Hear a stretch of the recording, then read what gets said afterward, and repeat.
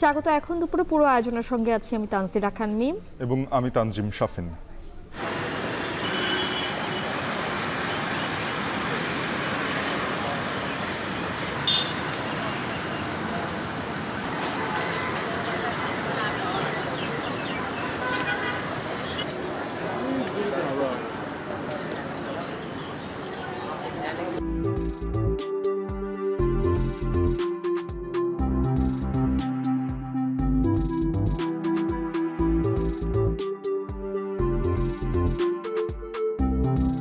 সেনাপ্রধান যে বলেছেন একটা সময় 1 থেকে দেড় বছরের কথা বলেছেন, 18 মাস, এটা একটা ইন্ডিকেশন। 18 মাসের জায়গায় 24 মাসও হতে পারে, তবে এটা একটা ডেডলাইন হিসেবে নেওয়া যায়। এখন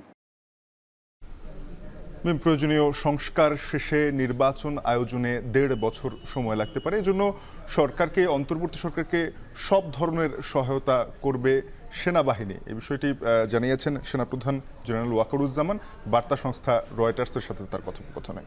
এদিকে সংস্কার প্রক্রিয়া শেষ না করে নির্বাচন দিলে তার গ্রহণযোগ্যতা নিয়ে প্রশ্ন হতে পারে বলেও ধারণা করছেন বিশেষজ্ঞরা। এ নিয়েও এখন দুপুরে থাকছে বিস্তারিত।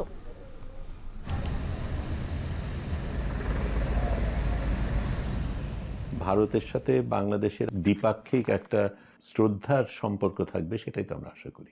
এটা অবশ্যই গুরুত্বপূর্ণ যে আমেরিকার মতন একটা শক্তিশালী দেশ, তার সাথে আমাদের সম্পর্ক কি থাকবে সেটা নিয়ে আমাদের ভাবারই দরকার। প্রায় 60% গার্মেন্টের মালিক নাকি ইন্ডিয়া। আমরা অনুরোধ করবো স্যারকে, ডক্টর মোহাম্মদ ইউনূসকে, যে বিষয়টা খতিয়ে দেখতে হবে। কারণ আমরা যদি জিএসপি সুবিধা পাই তাহলে কিন্তু বাংলাদেশের গার্মেন্ট মালিকদের সুবিধা হোক।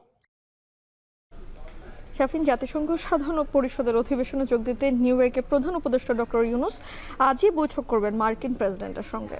জো বাইডেনের সাথে ডক্টর মোহাম্মদ ইউনূসের এই বৈঠকটির বিশেষ গুরুত্ব রয়েছে বাংলাদেশ আমেরিকা দ্বিপাক্ষিক সম্পর্কে। একই সাথে বৈশ্বিক সম্পর্কের ক্ষেত্রেও এটি প্রভাব ফেলবে, পাশাপাশি গুরুত্ব পাবে জিএসপির বিষয়টি। এ নিয়ে এখন দুপুরে থাকছে বিস্তারিত। বাংলাদেশের অন্তর্বর্তীকালীন সরকারকে পূর্ণ সমর্থন দিয়ে যাবে বলে জানান সেনাপ্রধান জেনারেল ওয়াকারুজ্জামান। নির্বাচনের আয়োজনের জন্য প্রয়োজনীয় সংস্কার কাজ শেষ করতে 1.5 বছর সময় লাগতে পারে বলে জানান তিনি। এদিকে নির্বাচন অনুষ্ঠানের সময়সীমা নিয়ে একটি ধারণা পাওয়া গেলেও সংস্কার প্রক্রিয়া শেষ না করে নির্বাচন দিলে তার গ্রহণযোগ্যতা নিয়ে প্রশ্ন হতে পারে বলে মতামত দিয়েছেন বিশেষজ্ঞরা। বিস্তারিত জানাবেন মুন্নাফ রশিদ। 5 আগস্ট দেশের ইতিহাসের এক নতুন অধ্যায়। ছাত্র জনতার অভ্যুত্থানের মুখে এদিন প্রধানমন্ত্রীর পদ থেকে পদত্যাগ করে দেশ ছেড়ে ভারতে পালিয়ে যান স্বৈরাচার শেখ হাসিনা। এরপর গঠিত হয় অন্তর্বর্তী সরকার। অভ্যুত্থান পরবর্তী সময়ে দেশের সার্বিক নিরাপত্তায় কঠোর অবস্থানে বাংলাদেশ সেনাবাহিনী। এরই মধ্যে গেল 17 সেপ্টেম্বর সেনাবাহিনীকে বিশেষ নির্বাহী ম্যাজিস্ট্রেটের ক্ষমতা দেয় সরকার। দেশের আইনশৃঙ্খলা পরিস্থিতি নিয়ে সেনাপ্রধান বিভিন্ন সময়ে গণমাধ্যমে কথা বললেও সোমবার মুখোমুখি হন আন্তর্জাতিক গণমাধ্যম রয়টার্সের। বার্তা সংস্থা রয়টার্সকে দেওয়া সাক্ষাৎকারে যেসব প্রসঙ্গ উঠে আসে সেখানে আলোচনায় আসে গণতন্ত্রে ফেরার প্রক্রিয়া। সেনাপ্রধান বলেন, 18 মাসের মধ্যে যাতে নির্বাচন হতে পারে সেজন্য গুরুত্বপূর্ণ সংস্কারগুলো সম্পন্ন করতে সরকারকে সম্পূর্ণ সহযোগিতা করবে সেনাবাহিনী। সাক্ষাৎকারে সামরিক বাহিনীকে রাজনৈতিক প্রভাব থেকে মুক্ত করার একটি রূপরেখা দেন তিনি। একজন পেশাদার সৈনিক হিসেবে সেনাবাহিনীকে পেশাদার রাখার অঙ্গীকার করেন তিনি। গেল 7 আগস্ট অন্তর্বর্তী সরকার গঠিত হওয়ার পর থেকেই এর মেয়াদ নিয়ে শুরু হয় তর্ক বিতর্ক। সবারই জানার আগ্রহ, কতদিন থাকবে অন্তর্বর্তী সরকার। রয়টার্সকে সেনাপ্রধানের দেওয়া সাক্ষাৎকারটি প্রচারের পর প্রথম এ নিয়ে আনুমানিক একটা সময় পাওয়া গেল, তবে সরকারের পক্ষ থেকে পাওয়া যায়নি কোনো বক্তব্য। দেশে জনপ্রতিনিধিত্ব টিকিয়ে রাখতে গণতান্ত্রিক উপায়ে নির্বাচনের বিকল্প নেই বলে উল্লেখ করছেন বিশ্লেষকরা। সেনাপ্রধান এইরকম একটা সময়ে, কারণ রাজনৈতিক দলগুলোর থেকে দাবি আসছে বিভিন্নভাবে, কিন্তু আবার সাথে সাথে এটাও বলা হয় এই সরকারকে সময় দিতে সবাই রাজি, সবাই সংস্কার চায়, এই কথাও বলা হয়। তো এই কথাটার মধ্যে সংস্কারের কতটুকু আন্তরিকতা আর নির্বাচনের কতটুকু ব্যস্ততা, তাড়াহুড়া, এটা আমরা বুঝতে পারি না। তৃতীয় একটা কথা বলা হয় এই সরকার হারলে আমরা সবাই হারবো। সেনাপ্রধান যে বলেছেন একটা সময় 1 থেকে দেড় বছরের কথা বলেছেন, 18 মাস, এটা একটা ইন্ডিকেশন। আমার মনে হয় এটাকে হয়তো 2 বছর এক্সটেন্ড হতে পারে, 18 মাসের জায়গায় 24 মাসও হতে পারে, তবে এটা একটা ডেডলাইন হিসেবে নেওয়া যায় এখন। তবে জুলাই বিপ্লবের মূল লক্ষ্য বাস্তবায়ন, অবাধ সুষ্ঠু নির্বাচন অনুষ্ঠানের পথ সুগম করতে বিচার বিভাগ, পুলিশ ও আর্থিক প্রতিষ্ঠানগুলোতে প্রয়োজনীয় সংস্কার আনার যে প্রতিশ্রুতি ডক্টর ইউনূস দিয়েছেন তার জন্য পর্যাপ্ত সময় দেওয়া উচিত বলে মনে করেন তারা। মুন্নাফ রশিদ, এখন, ঢাকা।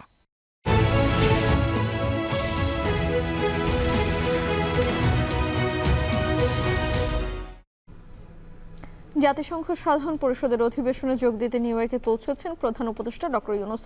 জাতিসংঘ সদর দপ্তরে মার্কিন প্রেসিডেন্ট জো বাইডেনের সঙ্গে বৈঠক করবেন রাতে। প্রধান উপদেষ্টার সফর সঙ্গে চিত্র সাংবাদিক শহীদুল আলম বলেন, এই বৈঠকে বাংলাদেশের সাথে শুধু যুক্তরাষ্ট্রের নয়, বিশ্বের সাথে সুসম্পর্ক গড়ে উঠবে। আর বিশ্লেষকরা বলছেন জিএসপির বিষয়টিও এই বৈঠকে গুরুত্ব পাবে। জাতিসংঘের সদর দপ্তর থেকে আরো জানাবেন মাহমুদ রাকিব। জাতিসংঘ সাধারণ পরিষদের ৭৯তম অধিবেশনে এবার আলোচনার বিষয় বাংলাদেশের অন্তর্বর্তীকালীন সরকারের প্রধান উপদেষ্টা ডক্টর মোহাম্মদ ইউনূস। ছাত্র জনতার গণঅভ্যুত্থানের পর সরকারে আসা ইউনূস সরকার সম্মেলনে কিভাবে বাংলাদেশকে উপস্থাপন করবে সেটি নিয়ে চলছে আলোচনা, জল্পনা ও কল্পনা। এসব আলোচনার মধ্যে সবচেয়ে গুরুত্ব হিসেবে দেখা হচ্ছে জো বাইডেন আর ডক্টর মোহাম্মদ ইউনূসের দ্বিপাক্ষিক বৈঠক। তার সফর সঙ্গী আলোকচিত্রী সাংবাদিক শহীদুল আলম বলেন, ভারতের সাথে বাংলাদেশের সম্পর্ক সবসময় গুরুত্বপূর্ণ ছিল, তবে তা ছিল ভারতীয় আধিপত্যবাদের। কিভাবে সেখান থেকে বের হয়ে দুই দেশেরই স্বার্থ রক্ষা করে আগের চেয়ে আরও ভালো সম্পর্ক করা যায় তা নিয়ে জো বাইডেনের সাথে কথা হতে পারে ইউনূসের। ভারত বাংলাদেশ সম্পর্কটা আমাদের জন্য খুব গুরুত্বপূর্ণ এবং একেবারেই সত্য যে ভারত যেইভাবে যেই সম্পর্ক আমাদের সাথে এতদিন ধরে রেখেছে সেই সম্পর্ক কোনো ভালো সম্পর্ক ছিল না। সেটার থেকে ভিন্ন সম্পর্ক হবে সেটা আমরা আশা করি। এই মুহূর্তে শেখ হাসিনা ভারতে রয়েছেন, সেটার ব্যাপারে কোনো আলাপ হবে কিনা সেগুলি আমরা জানি না, কিন্তু আমাদের অনেক কিছু পাবার আছে, অনেক রকমের দাবি আছে এবং ভারতের সাথে বাংলাদেশের একটা মানে দ্বিপাক্ষিক একটা শ্রদ্ধার সম্পর্ক থাকবে, সেটাই তো আমরা আশা করি। স্বৈরাচার মুক্ত বাংলাদেশে গণহত্যার বিষয়টি সহ ১৬ বছরের দুঃশাসনের বিষয় নিয়েও জো বাইডেনের সাথে আলোচনা হতে পারে বলে জানান এই আলোকচিত্রী। এই অভ্যুত্থানের পরে আমাদের সরকার কতটা শক্তিশালীভাবে দেশটাকে চালাতে পারে সেটা সকলে দেখছে, আমরাও দেখছি। এটা অবশ্যই গুরুত্বপূর্ণ যে আমেরিকার মতন একটা শক্তিশালী দেশ, তার সাথে আমাদের সম্পর্ক কি থাকবে সেটা নিয়ে আমাদের ভাবারই দরকার এবং নিশ্চয়ই যারা এই ব্যাপারে বিশেষজ্ঞ তারা সেটা নিয়ে ভাবছেন। তবে আমি নিজে যেই জিনিসটা মনে করি সেটা হচ্ছে আমাদের গার্মেন্টসের ক্ষেত্রে এত বড় একটা ক্রেতা মার্কিন যুক্তরাষ্ট্র, সেখানে আমাদের নিশ্চয়ই নিজের দেশের কারণেই সম্পর্কটা কি থাকবে সেটা ভাবা দরকার। আর বিশেষজ্ঞরা বলছেন, যুক্তরাষ্ট্রের কাছে জিএসপি সুবিধা ফিরে পাওয়ার বিষয়টি সহ উন্নত দেশের সাথে বাণিজ্য সুবিধা পেতে করণীয় নিয়ে বাইডেন ইউনূস বৈঠকে আলোচনার গুরুত্ব পাওয়া উচিত। প্রায় 60% গার্মেন্টের মালিক নাকি ইন্ডিয়া। আমরা অনুরোধ করবো স্যারকে, ডক্টর মোহাম্মদ ইউনূসকে, যে বিষয়টা খতিয়ে দেখতে হবে। কারণ আমরা যদি জিএসপি সুবিধা পাই তাহলে কিন্তু বাংলাদেশের গার্মেন্ট মালিকদের সুবিধা হোক, আমাদের মা বোন ভাই বোন যারা আছে কাজ করছে তারা সুবিধা হোক, পয়সাটা আমাদের দেশে থাকুক। আপনি জানেন প্রায় এই খাত থেকে $5 বিলিয়ন তারা চুরি করে নিয়ে যায় ভারতীয়রা। আমরা এটা বন্ধ করতে হবে, করে জিএসপি যে সুবিধা আছে আমাদের মানুষগুলো যাতে পায় সেটা আমাদের নিশ্চিত করতে হবে। জাতিসংঘ সম্মেলনে বিশ্ব নেতারা বাংলাদেশের নতুন অন্তর্বর্তীকালীন সরকারকে ইতিবাচক ও সম্মানের সাথে গ্রহণ করে বলেও মনে করেন তারা। ইতিহাসে সম্ভবত এটি প্রথম যে জাতিসংঘ সম্মেলন চলাকালীন সময়ে মার্কিন প্রেসিডেন্টের সঙ্গে বাংলাদেশের সরকার প্রধানের দ্বিপাক্ষিক বৈঠক অনুষ্ঠিত হতে যাচ্ছে। এই জো বাইডেন ও ডক্টর মোহাম্মদ ইউনূসের বৈঠক থেকে বাংলাদেশ কতটা রাজনৈতিক কিংবা বাণিজ্যিক সুবিধা আদায় করে নিতে পারবে তা নিশ্চিত হওয়া না গেলেও বাংলাদেশের বর্তমান অন্তর্বর্তীকালীন সরকারের ওপর যে মার্কিন সরকার শতভাগ ইতিবাচক মনোভাব পোষণ করে তাই বৈঠকের মাধ্যমে নিশ্চিত হওয়া গেল। মাহমুদ রাকিব, এখন, জাতিসংঘ সদর দপ্তর, নিউ ইয়র্ক। জাতিসংঘ সাধারণ পরিষদ অধিবেশনের ফাঁকে বাংলাদেশের পররাষ্ট্র উপদেষ্টা তৌহিদ হোসেনের সঙ্গে বৈঠক করেছেন ভারতের পররাষ্ট্রমন্ত্রী এস জয়শঙ্কর। নিউ ইয়র্কের স্থানীয় সময় সোমবার সন্ধ্যায় বৈঠকটি অনুষ্ঠিত হয়। পারস্পরিক সংশ্লিষ্ট বিষয়ে আলোচনা করেন তারা। প্রতিবেশী দুই দেশেই তাদের সম্পর্ক এগিয়ে নেওয়ার ব্যাপারে একমত হয়েছেন। বাংলাদেশের পররাষ্ট্র মন্ত্রণালয় সামাজিক যোগাযোগ মাধ্যম এক্সে এ তথ্য জানিয়েছে। এতে বলা হয়েছে, ভারত ও বাংলাদেশের পারস্পরিক সহযোগিতার বিষয়গুলো নিয়ে এস জয়শঙ্করের সঙ্গে আলোচনা করেছেন বাংলাদেশের পররাষ্ট্র উপদেষ্টা তৌহিদ হোসেন। শেখ হাসিনার দেশত্যাগের পর নিকটতম প্রতিবেশী বাংলাদেশ ও ভারতের মধ্যে সম্পর্কে টানাপোড়েন দেখা দেয়। এমন পরিস্থিতিতে দুই দেশের উচ্চ পর্যায়ের প্রতিনিধিদের মধ্যে প্রথম কোনো সরাসরি বৈঠক অনুষ্ঠিত হলো। রাজধানীর শাহবাগ থানায় দায়ের হওয়া হত্যা মামলায় গ্রেপ্তার পুলিশের সাবেক আইজিপি চৌধুরী আবদুল্লাহ আল মামুনের 4 দিনের রিমান্ড দিয়েছেন আদালত। গ্রেপ্তার দেখানো হয়েছে 2টি মামলা। এদিকে রাজধানীর তেজগাঁও এলাকায় হত্যা মামলায় সালমান এফ রহমান, আনিসুল হক, শাহজাহান খান ও সাবেক সাংসদ সাদেক খানের জামিন নামঞ্জুর করে কারাগারে পাঠানোর আদেশ দেওয়া হয়েছে। আরও জানাচ্ছেন সাজিদা রাফাত। ছাত্র জনতার আন্দোলনে গত 5 আগস্ট 16 বছরের এক কিশোরের মৃত্যুর ঘটনায় শাহবাগ থানায় দায়ের করা মামলায় পুলিশের সাবেক মহাপরিদর্শক চৌধুরী আবদুল্লাহ আল মামুনকে 4 দিনের রিমান্ড মঞ্জুর করেছে আদালত। সকাল 8টার কিছু পরে তাকে আদালতে তোলা হয়। এ সময় মামলার তদন্ত কর্মকর্তা 10 দিনের রিমান্ড চেয়ে আবেদন করলে দুপক্ষের শুনানি শেষে 4 দিনের রিমান্ড মঞ্জুর করে আদালত। 10 দিন রিমান্ড মঞ্জুর না করে 4 দিনের রিমান্ড মঞ্জুর করেছেন এবং অন্যান্য চিকিৎসার বিষয়টাও সে সতর্কতার সাথে ব্যবহার করতে বলছেন। আসামিপক্ষের আইনজীবী জানান, অযৌক্তিক মামলায় সাবেক আইজিপিকে জড়ানো হয়েছে, কোনো হত্যাকাণ্ডের সাথে তিনি জড়িত ছিলেন না। এই তথ্য উদ্ঘাটনের জন্য ওনাকে রিমান্ডে নেওয়ার কোনো যৌক্তিকতা নাই এবং বিজ্ঞ আদালত আমাদের বক্তব্য শুনেছে, প্রসিকিউশনের বক্তব্য শুনেছে, দুই পক্ষের বক্তব্য শুনে বিজ্ঞ আদালত সন্তুষ্ট হয়ে 4 দিনের রিমান্ড মঞ্জুর করেছেন। এদিকে রাজধানীর তেজগাঁও থানার হত্যা মামলায় সাবেক প্রধানমন্ত্রী, বেসরকারি উপদেষ্টা সালমান এফ রহমান, সাবেক আইনমন্ত্রী আনিসুল হক, সাবেক মন্ত্রী শাহজাহান খান ও সাবেক সাংসদ সাদেক খানকে গ্রেপ্তার দেখিয়েছে আদালত। জামিন নামঞ্জুর করে তাদের কারাগারে পাঠানোর আদেশ দেওয়া হয়। তবে হয়রানির অভিযোগ করেন আসামিপক্ষের আইনজীবী। অসুস্থ মর্মে আসামিদের চিকিৎসার জন্য আবেদন করেন তারা। আদালত সন্তুষ্ট হইয়া তার 4 দিনের রিমান্ড মঞ্জুর করে এবং আমরা রাষ্ট্রপক্ষকে সহায়তা করেছি।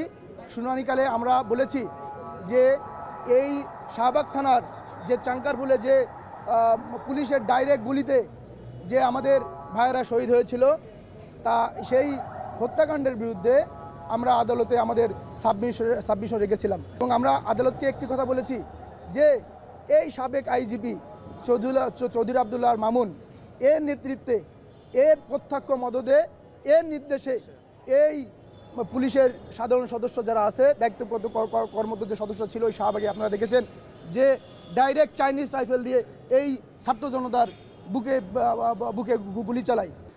আসামিপক্ষের আইনজীবী বলেন, বারবার রিমান্ড চাওয়া মানবাধিকার পরিপন্থী। এ ব্যাপারে উচ্চ আদালতে আপিল করা হবে। বারবার এই মামলায় গ্রেপ্তার দেখানো হয়, বারবার রিমান্ড চাওয়া হয়, এতে আইনের পরিপন্থী, সংবিধানের পরিপন্থী, মানবাধিকারের লঙ্ঘন। আমরা বলেছি যে এই মামলাগুলি রাজনৈতিকভাবে এবং আমাদেরকে উদ্দেশ্যপ্রণোদিতভাবে এই মামলায় আমাদেরকে সম্পৃক্ত করে বারবার সুনির্দেশ দেখানো হচ্ছে এবং রাষ্ট্রযন্ত্রকে ব্যবহার করে, আইন ও আদালতকে ব্যবহার করে আমাদেরকে হয়রানি করার জন্য এই মামলাগুলো বারবার দেখানো হচ্ছে। এর আগে 3 সেপ্টেম্বর উত্তর থেকে চৌধুরী আবদুল্লাহ আল মামুনকে গ্রেপ্তার করা হয়। জাবেদ আব্দুল্লাহ, এখন, ঢাকা। বৈষম্য বিরোধী ছাত্র আন্দোলনে গুরুতর আহতদের পর্যবেক্ষণ করছেন চীনের বিশেষজ্ঞ চিকিৎসকরা। সকালে ঢাকা মেডিকেল কলেজ হাসপাতালে আসেন তারা। এ সময় বার্ন ইউনিটের ভর্তি থাকা 37 জন রোগীর খোঁজ খবর নেন। চীন ও বাংলাদেশের চিকিৎসকদের সমন্বয়ে আহতদের উন্নত চিকিৎসা সেবা নিশ্চিত চীন পাশে থাকবে বলেও আশ্বাস মিলেছে। আরও জানাবেন দেলোয়ার দুলুন। শপথ ছিল রুখে দিবে বৈষম্য, প্রতিষ্ঠা হবে সাম্য। সে লক্ষ্য নিয়ে ছাত্র জনতা লড়েছিল রাজপথে। স্বৈরাচার শেখ হাসিনা সরকারকে হটানো এতটা সহজ ছিল না।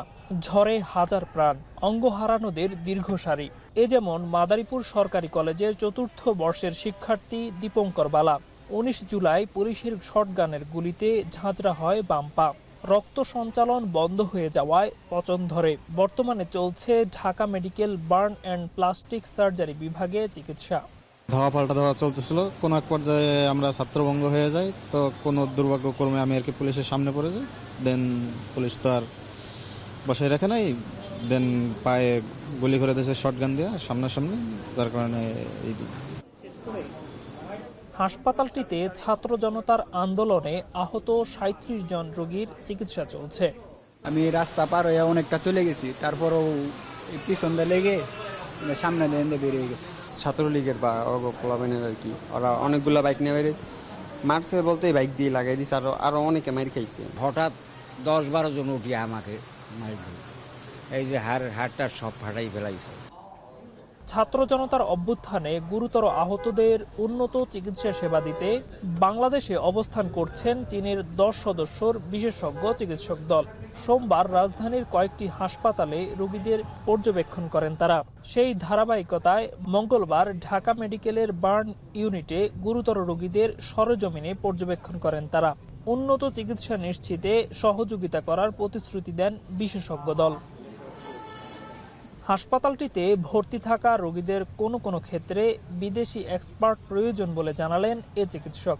আমরা চামড়া লাগিয়েছি, স্কিন গ্রাফ করেছি অথবা ফ্ল্যাপ কাভারেজ দিয়েছি। তো আমাদের একটা জিনিস প্রবলেম, কিছু কিছু জায়গায় নার্ভ ইনজুরি আছে, স্নায়ু যে সেটার ইনজুরি হয়েছে, তো সেটার ব্যাপারে আমাদের হয়তো বিশেষজ্ঞ টিম লাগবে। কিন্তু আমাদের যে এক্সপার্টাইজ আছে বর্তমানে, তা দিয়ে আমাদের এই ক্ষত উন্ড কাভারেজ সেটা আমরা পসিবল। হাসপাতালের পরিচালক জানালেন, চীনা চিকিৎসকগণ পরিদর্শন শেষে প্রয়োজন সাপেক্ষে বাংলাদেশে আসতে আগ্রহী। আন্দোলনে আহতদের চিকিৎসা সেবা নিশ্চিতেও তৎপর তারা। চীন তো অবশ্যই আমাদের থেকে কিছুটা এগিয়ে আছে, কিন্তু আমাদের ঢাকা মেডিকেল কলেজের কথা যদি বলি, আমাদের এক্সপার্টরা কিন্তু এনাফ। আপনারা জানেন যে 900 রুগীকে প্রায় আমরা ভর্তি করেছিলাম। সেই 900 রুগীর বেশিরভাগ কিন্তু আমরা চিকিৎসা দিয়েছি। আজকে মাত্র 37 জন এই মুহূর্তে আমাদের ভর্তি আছে। তাহলে এই অবশিষ্ট রোগীদের চিকিৎসা কিন্তু আমাদের এক্সপার্টরাই দিয়েছে এবং দিয়ে যাচ্ছে।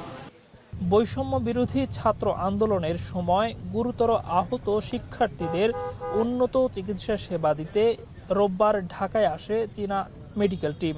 নেতৃত্ব দিচ্ছেন ডাক্তার ডং কুইয়ান। দেলোয়ার দোলন, এখন, ঢাকা। কক্সবাজারের চকরিয়ায় যৌথ বাহিনীর অভিযান পরিচালনার সময় সন্ত্রাসীদের হামলায় সেনা কর্মকর্তা লেফটেন্যান্ট তানজিম সরোয়ার নির্জন নিহত হয়েছেন। আইএসপিআর থেকে জানানো হয়, রাত 3টার দিকে কক্সবাজারের চকরিয়ার ডুলা হাজরার মাইজপাড়া গ্রামে ডাকাত দলের হামলার খবরে অভিযানে যান সেনা সদস্যরা। ভোররাত 4টার দিকে অভিযান পরিচালনার 7 থেকে 8 সদস্যের ডাকাত দল সেনা টহল দলের উপস্থিতি টের পেয়ে অন্যত্র পালিয়ে যাওয়ার সময় লেফটেন্যান্ট তানজিম সরোয়ার ডাকাত দলের কয়েকজনকে তাড়া করেন। এ সময় ডাকাত দলের সদস্যরা লেফটেন্যান্ট তানজিম সরোয়ারের ঘাড়ে ছুরিকাঘাত করলে গুরুতর আহত হন তিনি। তাৎক্ষণিকভাবে তাকে উদ্ধার করে মালুমঘাট মেমোরিয়াল হাসপাতালে নেওয়া হলে কর্তব্যরত চিকিৎসক তাকে মৃত ঘোষণা করেন। এই ঘটনায় তাৎক্ষণিকভাবে 3 ডাকাতকে আটক করা হয়। এছাড়া উদ্ধার করা হয় একটি দেশীয় বন্দুক ও 6 রাউন্ড গুলি।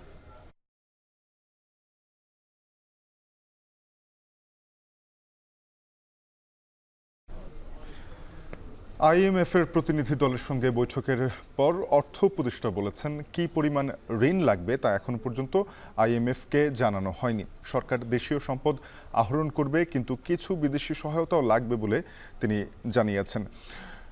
অর্থ উপদেষ্টা ডক্টর সালেউদ্দিন আহমেদ বলেন, সচিবালয়ে মন্ত্রণালয়ের সভাকক্ষে আইএমএফের প্রতিনিধি দলের সঙ্গে বৈঠকের অর্থ উপদেষ্টার সাথে বৈঠক করেন। বৈঠক ব্যাংক খাত সহ অর্থ পাচার, কর ও ভ্যাট সংস্কার সহ বিভিন্ন ইস্যুতে আলোচনা হয়। এ সময় তিনি বলেন, অর্থনীতি সংস্কারে আইএমএফ কারিগরি সহায়তার দরকার বলেও জানান তিনি।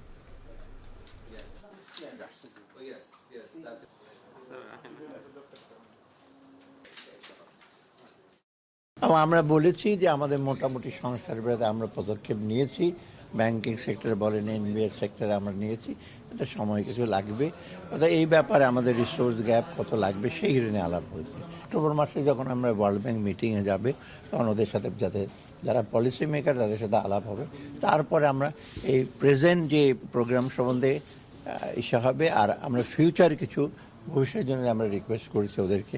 শুধু আইএমএফ না, এটা একটা মনে রাখবেন, আমরা কিন্তু অন্যদের সাথে হিসেবে চেয়েছি এবং আমরা সেটা কারা কী সাহায্য দেখবে এটা কোঅর্ডিনেট করে আইএমএফকে আমরা স্পেসিফিক বললো ওদের কী কী দরকার সাহায্য। অতএব আমরা ডুপ্লিকেশন না করে, মানে কোনো রকম না করে আমরা একযোগে যেন সবাই যেন একসাথে অ্যাফোর্ড সে করতে পারে। হয়তো 2-3টা সংস্থা একই কাজ করবে, কিন্তু রিসোর্স লাগবে বেশি। বাজেট সহায়তা ও রিজার্ভ বাড়াতে অতিরিক্ত $3 বিলিয়ন ঋণ পাওয়া নিয়ে বাংলাদেশ ব্যাংকের সাথে আলোচনায় বসেছে IMF মিশন। এ বিষয়ে বিস্তারিত জানতে চাই, সহকর্মী সেলিয়া সুলতানার সঙ্গে যুক্ত হচ্ছে। সেলিয়া, জানাবেন যে 2026 সাল পর্যন্ত তো $4.7 বিলিয়ন ঋণ রয়েছে, বাংলাদেশের কয়েক কিস্তি এখনো পাওয়ার কথা। এর পাশাপাশি নতুন যেই $3 বিলিয়ন অতিরিক্ত ঋণ সহায়তা চাওয়া হচ্ছে, সেগুলো কি একবারে পাওয়া যাবে নাকি এটিও কিস্তি আকারে আসতে পারে? মূলত আগে যে ঋণটি আমাদের ছিল, চলমান ঋণ বলতে হয়, সেই ঋণের সাথেই কিন্তু আরও 3 বিলিয়ন ঋণ অতিরিক্ত আসলে বাংলাদেশ এই মুহূর্তে চাইছে। সে বিষয়ে কিন্তু এই IMF যে প্রতিনিধি দল, মিশন প্রধান ক্রিস পাপাজর্জিওর নেতৃত্বে যারা এসছেন, তারা কিন্তু সকাল থেকে এরই মধ্যে বাংলাদেশ ব্যাংকের দুটো বিভাগের সাথে, খুবই গুরুত্বপূর্ণ বিভাগ, ব্যালেন্স অফ পেমেন্ট এবং মনিটারি পলিসি, এই দুটো বিভাগের সাথে কিন্তু তারা আলোচনায় বসেছেন। তাদের প্রায় আলোচনা দ্বিতীয়টিতে শেষ এবং পরবর্তীতে কিন্তু তারা ডোমেস্টিক লিকুইডিটি ডিপার্টমেন্টের সাথে তারা বসবেন। এই জায়গাগুলোতে যখন তারা বসবেন, তারা কিন্তু মূলত আর্থিক খাতের যে ব্যাখ্যা বিশ্লেষণ, যে পরিস্থিতি, সেটিই কিন্তু তারা মূলত জানতে চাইছেন। কারণ পরবর্তীতে যদি তারা $3 বিলিয়ন ঋণ দিতে চান, সেক্ষেত্রে কিন্তু আমাদেরকে গভর্নর, বাংলাদেশ ব্যাংকের গভর্নর কিন্তু আগেই জানিয়েছেন এটি কিন্তু ওই আগের যে $4.7 বিলিয়ন রয়েছে তার সাথেই কিন্তু একই সাথে মার্জ হবে। এবং সেই মার্জের ক্ষেত্রে আপনাদেরকে যদি জানাতে চাই যে গত যে চলমান যে কিস্তিগুলো চলছে, 3 কিস্তিতে কিন্তু $2.31 বিলিয়ন পর্যন্ত বাংলাদেশ পেয়েছে।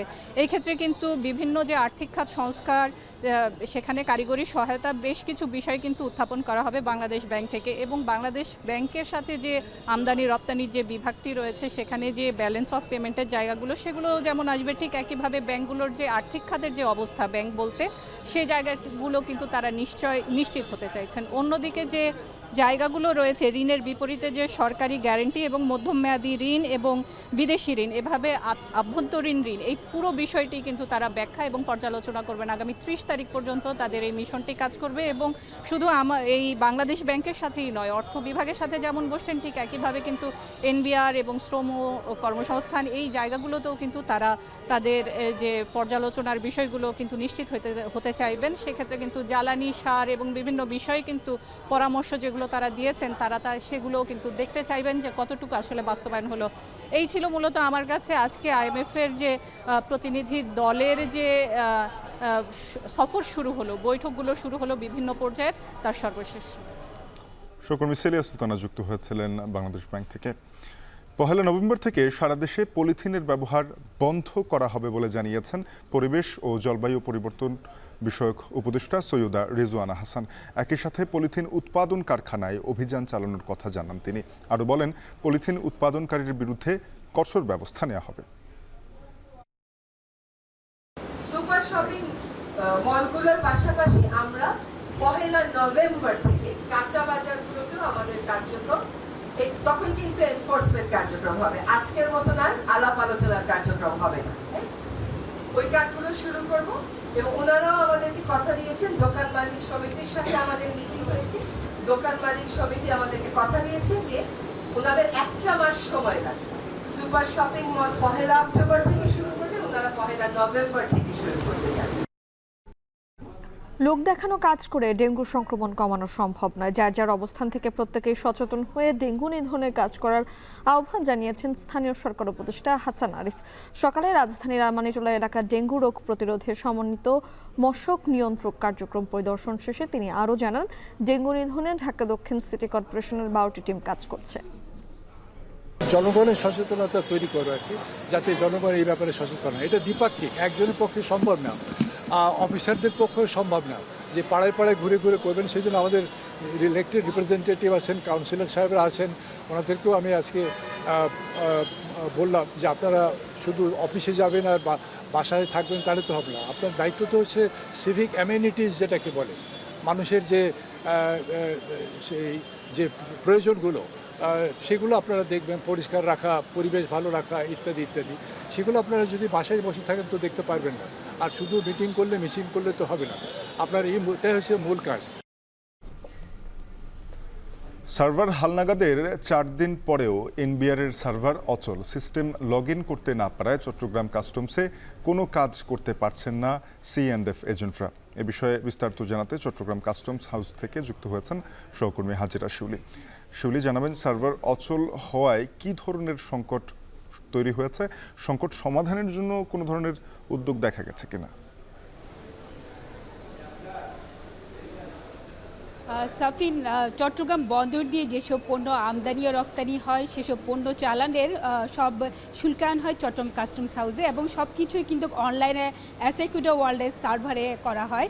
এক্ষেত্রে কোনো পণ্য চালান বন্দরে জাহাজ নিয়ে পণ্য নিয়ে ভেড়ার পর অ্যাসেকুডো ওয়ার্ল্ডের সার্ভারে সেই পণ্যের ঘোষণা দেওয়া হয় এবং শিপিং এজেন্ট যেমন IGM সাবমিট করেন, একইভাবে বিল অফ এন্ট্রি দাখিল করা হয় পণ্যের বিস্তারিত তথ্য দিয়ে C&F এজেন্টরা, এবং সেটি যখন অনলাইনে দাখিল করা হয় এরপরেই শুরু হয় কাজ। এবং এখানে যে রাজস্ব কর্মকর্তা এবং সহকারী রাজস্ব কর্মকর্তা আছেন তারা সেটি ভেরিফাই করে ওকে করেন। তার পরবর্তীতেই কিন্তু আসলে একটি C নাম্বার বা রেজিস্ট্রেশন নাম্বার পড়ে, তার পরবর্তী ধাপে শুরু হয় শুল্কায়নের কাজ। কিন্তু এই যে প্রসেস সেই এখন আজকে কিন্তু একেবারেই তারা সিস্টেমে প্রবেশ করতে পারছেন না, কোনো আইডি লগ ইন হচ্ছে না।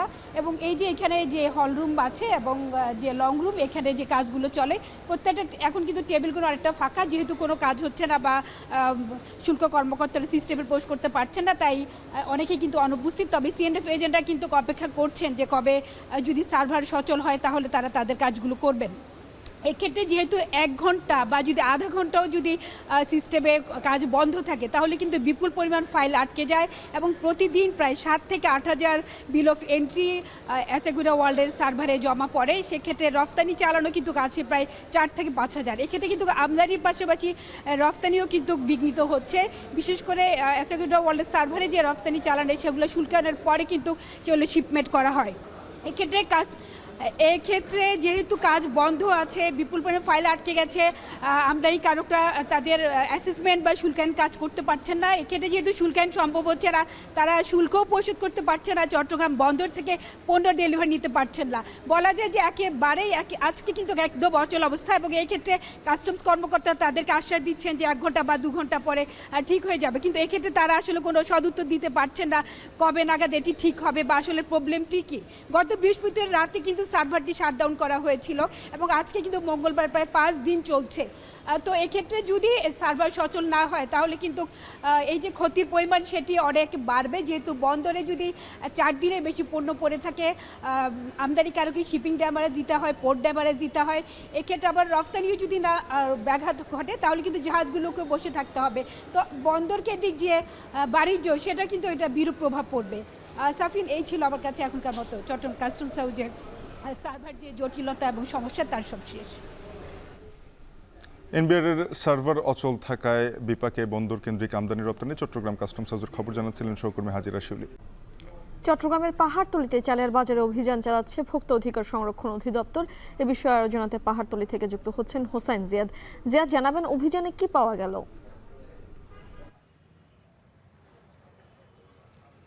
অভিযানে আসলে ভয়াবহ অনিয়ম পাওয়া গেছে। বিশেষ করে পাহাড়তলীর যে পাইকারি চালের আড়তটি, এখান থেকে পুরো চট্টগ্রামে প্রতিদিন লাখ লাখ বস্তায় আসলে চাল চলে যায় এই চট্টগ্রাম সহ আশেপাশের যে উপজেলা জেলাগুলো রয়েছে সব জায়গায়। ফলে এটি চট্টগ্রামের সবচেয়ে বড় চালের পাইকারি বাজার আমরা বলতে পারি। এখানে যে অনিয়মটি আজকে পাওয়া গেল সেটি এর আগে আমরা খুব একটা দেখিনি। এখানে একটি দোকানে আজকে অভিযান চালানোর সময় ভোক্তা অধিকার দেখেন যে বিভিন্ন নামি দামি ব্র্যান্ডের বিভিন্ন কোম্পানির হাজার হাজার বস্তা নকল বস্তা, এবং সেখানে বিভিন্ন নামি দামি কোম্পানির সে বস্তাগুলো, এবং সেই বস্তাগুলোতে চালের পরিমাণও কিন্তু কম ছিল। অর্থাৎ 25 কেজির একটি বস্তায় মেপে দেখা যায় সেখানে অন্তত 100 গ্রাম চাল কম রয়েছে সে বস্তাটিতে, এবং বস্তার ওজন সহ আমরা দেখেছি সেটি 24 কেজি 900 গ্রাম, অর্থাৎ সেখানে কিন্তু বস্তারও একটি ওজন রয়েছে। সবচেয়ে বড় কথা, এমন বিভিন্ন নামিদামি কোম্পানির হাজার হাজার বস্তা চাল, এখানে বিভিন্ন নিম্নমানের চাল সেই বস্তাগুলোতে ভর্তি করে আসলে নামিদামি কোম্পানির নামে বিক্রি করা হতো। আমরা ব্যবসায়ী সমিতির নেতাদের সাথে কথা বলেছি, তারা বলছেন যে এই ধরনের প্যাকেটগুলো অর্থাৎ প্লাস্টিকের যে বস্তাগুলো সেগুলো ঢাকার বিভিন্ন কোম্পানিতে তৈরি করা হয়। সেখানে যখন এই নামি দামি কোম্পানিগুলো 10,000 বস্তা বা 15,000 বস্তার যখন অর্ডার করেন কিংবা 1 লাখ বস্তার, সেখানে কিছু বাড়তি বস্তা এই যারা তৈরি করেন উৎপাদক তারা তৈরি করে ফেলেন এবং সেই বস্তাগুলোই মূলত এখানকার বিভিন্ন অসাধু ব্যবসায়ীর কাছে বাড়তি বস্তাগুলো তারা পাঠিয়ে দেন এবং সেগুলো ভর্তি করে এভাবে দিনের পর দিন আসলে ভোক্তাদের সাথে এক ধরনের প্রতারণা করা হয়েছে।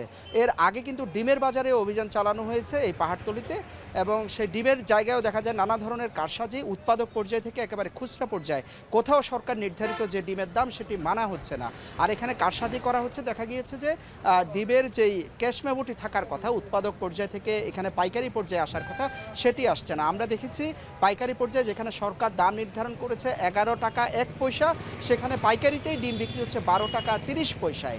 উৎপাদক পর্যায় থেকে 10 টাকা 58 পয়সায় বিক্রি হওয়ার কথা, কিন্তু তারা কিনেছেন অর্থাৎ পাইকাররা কিনেছেন প্রায় 12 টাকায় ডিমটি তাদের কিনতে হয়েছে। ফলে অনেক বাড়তি দামে আসলে ডিম বিক্রি হচ্ছে, কিন্তু কেউ এই জায়গায় আসলে নিজেদের ভাউচারটি দিচ্ছেন না এবং তারা যেটি বলছিলেন যে ঋতুভেদে অর্থাৎ বর্ষার সময় ডিমের ক্ষতি পুষিয়ে নিতে তারা বাড়তি দামের ডিম বিক্রি করেন আর শীতকাল আসলে তারা দাম কম রাখেন। মূলত আজকে চালের যেই নকল ব্র্যান্ডের যে চাল বিক্রি হচ্ছিল সেখানে 1 লাখ টাকা জরিমানা করা হয় আর ডিমের দামে কারসাজির জন্য সেখানে 20,000 টাকা জরিমানা করা হয়। মূলত এরকম ডিমের বেশ কয়েকটি আড়ত রয়েছে, কিন্তু একটি আড়তে অভিযানের সময় অন্যান্য আড়তগুলো তালাবদ্ধ করে ব্যবসায়ীরা চলে যান, ফলে অন্যান্য ডিমের আড়তে আসলে অভিযান চালানো সম্ভব হয়নি। আর চালের যে নকল বস্তাগুলো সেগুলো ভোক্তা অধিকার সংরক্ষণ অধিদপ্তর জব্দ করে তারা নিয়ে গেছেন। 20 বছরের সবচেয়ে রক্তক্ষয়ী সংখ্যাতে একই দিনে প্রায় 500 মানুষের মৃত্যু দেখল লেবানন। আহত 1600-র বেশি। এদিন হিজবুল্লাহর 1300 স্থাপনায় হামলা চালিয়েছে ইসরায়েল। ইসরায়েলি ভূখণ্ডে 200-র বেশি রকেট ছুঁড়েছে হিজবুল্লাহ। পরিস্থিতির ব্যাপক অবনতিতে মধ্যপ্রাচ্যে আরও সেনা পাঠাচ্ছে যুক্তরাষ্ট্র। বিস্তারিত প্রতিবেদনে। গাজায় যুদ্ধ শুরুর বছর না পেরোতেই মধ্যপ্রাচ্যে নতুন যুদ্ধে অবতীর্ণ ইসরায়েল। লেবাননের সশস্ত্র সংগঠন হিজবুল্লাহকে লক্ষ্য করে গেল সপ্তাহেই জোরদার এবং বিস্তৃত পরিসরে বিমান হামলা শুরু করে যুদ্ধবাজ দেশটি। 2 দশকের ভয়াবহতম সংঘাতের শিকার হয়ে শুধু সোমবার লেবাননে হতাহত 2000-এর বেশি মানুষ।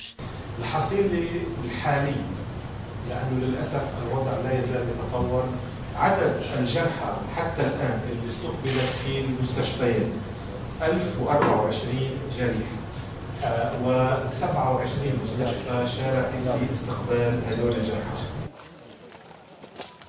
এদিন হিজবুল্লাহর অস্ত্রের গুদাম রয়েছে দাবি করে 1000-এর বেশি স্থাপনায় হামলা চালিয়েছে ইসরায়েল। ইসরায়েলি ভূখণ্ডে 200-র বেশি রকেট ছুঁড়েছে হিজবুল্লাহ। এর মধ্যেই যুদ্ধের পরবর্তী ধাপের জন্য প্রস্তুতি শুরু হয়েছে বলে জানিয়েছে Tel Aviv. The IDF strike 1,300 targets until now, including long-range cruise missiles, heavyweight rocket with 1,000-kilo warhead. We also struck a short and medium-range rockets and UAVs, all capable of attacking deep inside Israeli territory.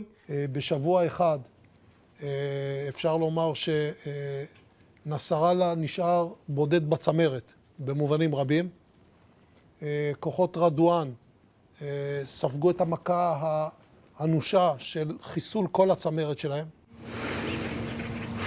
Israeli হামলার প্রাথমিক লক্ষ্য অবরুদ্ধ গাজা উপত্যকার উত্তরাঞ্চলকে বিচ্ছিন্ন করে ফেলা এবং হাজারো দখলদারকে ফেরত পাঠানো হলেও যুদ্ধের এ পর্যায়ে কোনোটিই খুব শিগগিরই ঘটবে বলে দৃশ্যমান নয়। বিশেষজ্ঞরা বলছেন, গাজায় ইসরায়েলি আগ্রাসন বন্ধে উপত্যকার শাসক দল হামাসকে সহযোগিতার জন্য হিজবুল্লাহকে চড়া মাশুল গুনতে হলেও সমর্থনে ভাটা পড়ার সম্ভাবনা নেই। People of Lebanon, Israel's war is not with you. It's with Hezbollah. For too long, Hezbollah has been using you as human shields. Take this warning seriously. Don't let Hezbollah endanger your lives and the lives of your loved ones. Don't let Hezbollah endanger Lebanon. Please, get out of harm's way now. وعمليات التفجير والاستهداف الجوي واستهداف الضاحية الجنوبية لبيروت يمكننا التأكيد أن لا حرب، أن المقاومة سترد وهذا الرد سيكون بشكل مفتوح. نحن نتوقع توسع، تصعيد وإمكانية استمرار العدو بتنفيذ اغتيالاته. هذا لا يمنع أن المقاومة ستستمر بعملية إسناد. আগে থেকেই 40,000 মার্কিন সেনা মোতায়েন থাকলেও পরিস্থিতির ব্যাপক অবনতিতে মধ্যপ্রাচ্যে আরও সেনা পাঠাচ্ছে যুক্তরাষ্ট্র। পারস্য উপসাগরে বিমানবাহী রণতরী ইউএসএস আব্রাহাম লিঙ্কনের সঙ্গে যোগ দিতে পারে আরেকটি বিমানবাহী রণতরী ইউএসএস হ্যারি এস ট্রুম্যান এবং মার্কিন নৌবাহিনীর 2টি ডেস্ট্রয়ার ও ক্রুজার। আঞ্চলিক যুদ্ধক্ষেত্রের কেন্দ্র গাজা থেকে সরে গেছে লেবাননে, বলছেন বিশ্লেষকরা। দেখছেন না সমাধানের সম্ভাবনা। Chances of a political solution for a political compromise are very thin. The position of both parties are far that the number one arena of this war is Lebanon and is not Gaza anymore. এদিকে অবরুদ্ধ পশ্চিম তীরের জেনিন সহ বেশ কয়েকটি এলাকায় সহিংস অভিযান চালাচ্ছে ইসরায়েলি সেনারা। গাজার খান ইউনিসে ইসরায়েলের হামলা অব্যাহত। উপত্যকায় 354 দিনের ইসরায়েলি আগ্রাসনে নিহত ফিলিস্তিনির সংখ্যা বেড়ে দাঁড়িয়েছে কমপক্ষে 41,445 জনে, আহত প্রায় 96,000। নুজহাত কামাল, এখন বিশ্ব। ইসরায়েলি বাহিনীর হামলায় এবার ঘরবাড়ি ছাড়ছেন লেবাননের বাসিন্দারা। লেবানন জুড়ে দেখা দিয়েছে চরম বিশৃঙ্খলা। হিজবুল্লাহকে ধ্বংস না করে থামবে না ইসরায়েল, চুপ করে বসে নেই ইরান সমর্থিত হিজবুল্লাহ গোষ্ঠীও। দুই পক্ষকে এই যুদ্ধ বন্ধ করার আহ্বান জানিয়েছেন বিশ্ব নেতারা। তানভীর জনের প্রতিবেদনে বিস্তারিত। গাজায় ইসরায়েলি বাহিনীর আগ্রাসনের পর থেকেই তাদের সঙ্গে সংঘাতে জড়িয়েছে ইরান সমর্থিত হিজবুল্লাহ গোষ্ঠী। প্রায় 1 বছর ধরে দুই পক্ষের মধ্যে চলছে পাল্টাপাল্টি হামলা। সম্প্রতি যুদ্ধের মূল ক্ষেত্রে পরিণত হয়েছে লেবানন। স্থানীয় সময় সোমবার ভোরে হিজবুল্লাহর 1300টি স্থাপনা লক্ষ্য করে ইসরায়েলের বিমান হামলায় হতাহত হয়েছে কয়েক হাজার মানুষ। 1990 সালের গৃহযুদ্ধের পর লেবাননে একদিনে সবচেয়ে বেশি হতাহতের ঘটনা এটি। লেবাননের সশস্ত্র গোষ্ঠী হিজবুল্লাহকে ধ্বংস করার পরিকল্পনা নিয়ে কয়েকশো রকেট হামলা চালায় ইসরায়েলি সেনারা। জবাবে পাল্টা রকেট ছুড়ে হিজবুল্লাহ। এমন পরিস্থিতিতে গোটা লেবাননে দেখা দিয়েছে বিশৃঙ্খলা। নিরাপদ আশ্রয়ের খোঁজে ছুটছে কয়েক হাজার মানুষ। ইসরায়েলের ভয়াবহ হামলায় লেবাননের দক্ষিণের বাসিন্দারা শহর ছেড়ে পালিয়েছে। وانطروني رايح وصل عائلتي وجاي وان النصر من الله وكرمتنا من الله الشهاده. نحن صار ضرب ركبنا سياره وضلينا جايين وما بنعرف شيء ورانا ايش في والله ما بنعرف. خرايب رزاي زراريه فما ضل حدا بالعام كله نسمع كله ما ضل حدا. কয়েক দশকের মধ্যে এমন ভয়াবহ পরিস্থিতির মুখে পড়েছে লেবানন। ইসরায়েলি হামলায় বাসিন্দারা এখন গুরুতর সংকটের মধ্যে আছে। বিশাল কৃষিজমিও ধ্বংস হয়ে গেছে। জাতিসংঘে এক ভাষণে এসব কথা বলেন দেশটির এই সংসদ সদস্য। إن دولة الرئيس نجيب ميقاتي يعمل مع الفريق الحكومي على رفع الجهوزية لمواجهة تداعيات العدوان على كافة المستويات الإنسانية والدبلوماسية والصحية والمعيشية والأمنية. মধ্যপ্রাচ্যের উত্তেজনা বাড়ায় গভীর উদ্বেগ জানিয়েছে জাতিসংঘ। সংস্থার মহাসচিব বলেন, লেবাননও গাজার মতো ভয়াবহ রূপ নিতে যাচ্ছে। সংঘাত পরিহার করে কূটনৈতিক সমাধানে জোর দিয়েছেন সংস্থার মুখপাত্র Stephen Dujarric. That there is no military solution that will make either side safer. With the well-being of civilians on both sides of the blue line and the stability of the region at stake. এদিকে মধ্যপ্রাচ্যে Israel বৃহত্তর যুদ্ধ বাঁধাতে চাইছে বলে মন্তব্য করেছেন ইরানের president Masoud Pezeshkian. Iran সমর্থিত হিজবুল্লাহ গোষ্ঠীর উপর ইসরায়েলের ভয়াবহ হামলার প্রতিক্রিয়ায় তিনি বলেন, ইসরায়েলকে চরম মূল্য দিতে হবে। نقش فرهنگ و ارزش‌های خانواده و ضرورت گفتگوهای بین نسلی به منظور حفظ ارزش‌های فرهنگی همزمان با توجه به نقش زنان، دختران و جوانان و توانمندسازی آنها انکارناپذیر است. মধ্যপ্রাচ্যের উত্তেজনা কমাতে মার্কিন যুক্তরাষ্ট্র লেবানন ও ইসরায়েলি কর্মকর্তাদের সঙ্গে নিয়মিত যোগাযোগ রাখছে। ফ্রান্স সহ বিভিন্ন দেশ দুই পক্ষকেই শান্ত থাকার আহ্বান জানিয়েছে। এদিকে ইসরায়েল বলছে হিজবুল্লাহকে ধ্বংস করাই তাদের লক্ষ্য। আর হিজবুল্লাহর বক্তব্য, ইসরায়েলের বিরুদ্ধে যুদ্ধ নতুন মোড় নিয়েছে। তানভীর জানি, এখন বিশ্ব। শেষ করছি এখন দুপুর। এখন টেলিভিশন ওয়েবসাইটে দেখতে ভিজিট করুন www.ekhon.tv। যুক্ত থাকুন ফেসবুকে facebook.com/tv.ekhon আর ইউটিউবে সরাসরি দেখতে ভিজিট করুন youtube.com/c/ekhon tv।